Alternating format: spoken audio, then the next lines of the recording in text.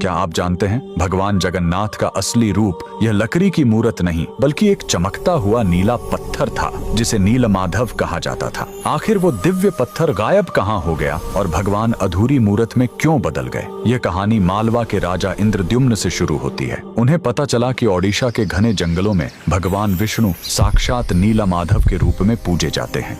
राजा ने अपने मंत्री विद्यापति को खोज पर भेजा। विद्यापति जंगलों में भटकते हुए आदिवासी सरदार विश्ववसु तक पहुंच गए, जो गुफा में गुप्त रूप से नीलमाधव की पूजा करते थे। विद्यापति ने सरदार की बेटी से शादी की और जिद करके गुफा देखने की बात मनवा ली। सरदार ने शर्त रखी कि वे उनकी आंखों पर पट्टी बांधकर ले जाएंगे, लेकिन विद्यापति ने चालाकी की। उन्होंने रास्ते में चुपके से सरसों के बीज गिरा दिए। कुछ दिनों बाद जब बारिश हुई तो सरसों के पौधे उग आए और विद्यापति को गुफा का रास्ता मिल गया। उसने तुरंत राजा को खबर दी। राजा इंद्रद्युम्न अपनी विशाल सेना लेकर घमंड के साथ भगवान को लेने पहुंचे, लेकिन उनके वहां पहुंचते ही नीलमाधव की मूर्ति हमेशा के लिए गायब हो गई। भगवान अपने भक्त विश्ववसु के साथ हुए धोखे और राजा के घमंड से नाराज थे। राजा ने रोकर माफी मांगी और अन्न जल त्याग दिया। तब आकाशवाणी हुई, मैं अब उस पत्थर के रूप में नहीं मिलूंगा, अब मैं समुद्र तट पर एक लकड़ी के लट्ठे के रूप में आऊंगा। कुछ समय बाद पुरी के समुद्र तट पर एक विशाल अद्भुत लकड़ी का लट्ठा तैरता हुआ आया। राजा समझ गए कि यही भगवान का नया रूप है। उन्होंने तुरंत आदेश दिया कि इस पवित्र लकड़ी से भगवान की मूर्ति बनाई जाए, लेकिन समस्या यह हुई कि वह कोई साधारण लकड़ी नहीं थी।